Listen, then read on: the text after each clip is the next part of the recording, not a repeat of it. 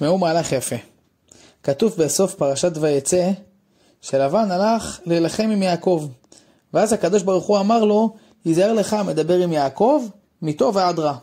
לבן נבהל, הבין שהוא לא יכול לעשות כלום ליעקב, כי השם יהרוג אותו. מיד אחר כך בא לבן ואמר ליעקב, יש לאל ידי לעשות עמכם רע, ואלוהי אביכם אמש אמר אליי, ייזהר לך מדבר עם יעקב. כלומר, לבן אמר ליעקב, אתה כלום.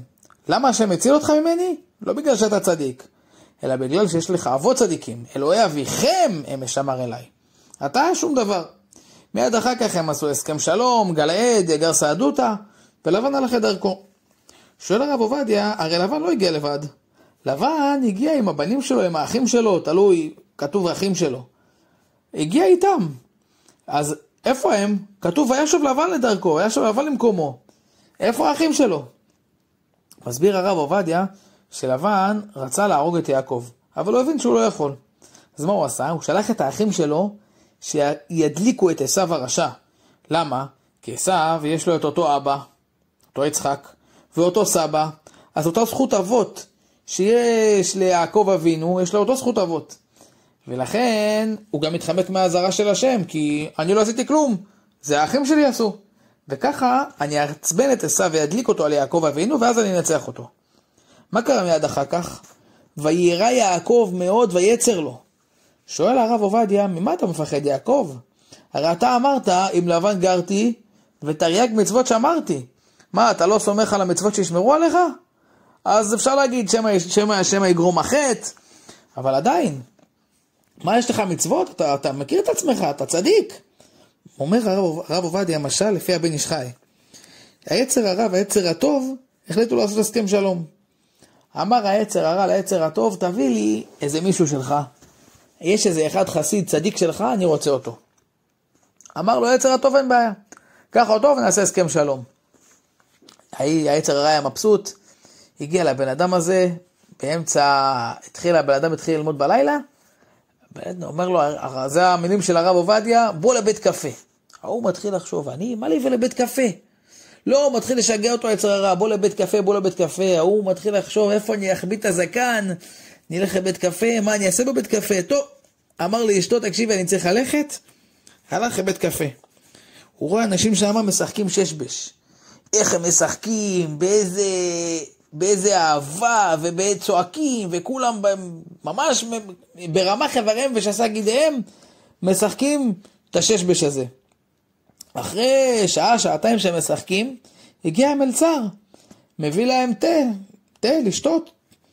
הם, מרוב שהם היו עסוקים במשחק, שכחו, עד כדי כך שהתקרר התה, החזירו לו אותו, את התה יקר אפשר לשתות, החזירו לו אותו.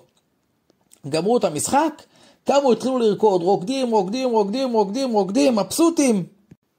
הוא לא הבין, איך יש לכם כוח משחק וזה. טוב, נגמר, הגיע הביתה, 2 בלילה, התחיל לקרוא תיקון חצות, והוא בוכה. אשתו התעוררה, אומרת לו, מה אתה בוכה? מה קרה? אני רואה אותך כל לילה קורא תיקון חצות, אבל ככה אף פעם לא ראיתי אותך. הוא אומר לה, גיליתי שהתורה שלי לא שווה. חשבתי שאני שקדן, הם שקדנים פי 1000 יותר ממני. איך שמגיע לי התה, אני ישר שותה אותו שלא יתקרר. הם לא שמו לב בכלל שהגיע להם התה, התורה שלי בכלל לא שווה. אומר יעקב אבינו, אני, בגלל שראיתי את לבן עם לבן גרתי ותרי"ג מצוות שאמרתי, גיליתי מהרשע הזה שהתורה שלי בכלל לא שווה. זה גם מה שמיד היצר הרע בא החזיר את החסיד הזה ליצר הטוב, אמר לו, אני לא מתעסק עם החסידים שלך.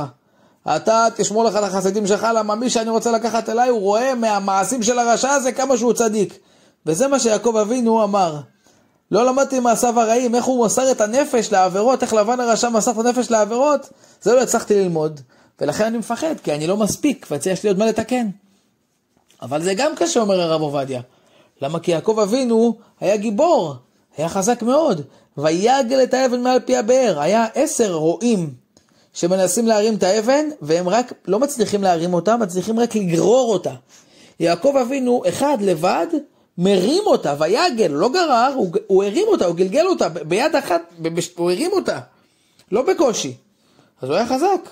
אז הבנתי, רוחנית אתה אומר אין לך זכויות, אבל גשמית אתה יותר חזק.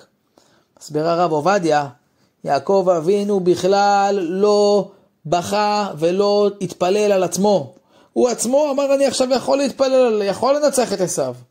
הוא ראה לעתיד לבוא את כל המלחמות שעשיו עתיד לעשות עם בניו, שואה, אינקוויזיציה, כל הפרעות, מסעות הצלב, כל הדברים האלה שהצאצאים של עשיו הולכים לעשות לעם ישראל, והוא התפלל ששמה הקדוש ברוך הוא תשמור על בניי. לא תמיד אני יעקב אבינו חזק יכול להתמודד, לפעמים יהיו בניי חלשים, תשמור עליהם בגלות. וזה התפילה של יעקב ששומרת עלינו ומחזיקה אותנו ושומרת על עם ישראל מאז עד היום, התפילה של הצדיק.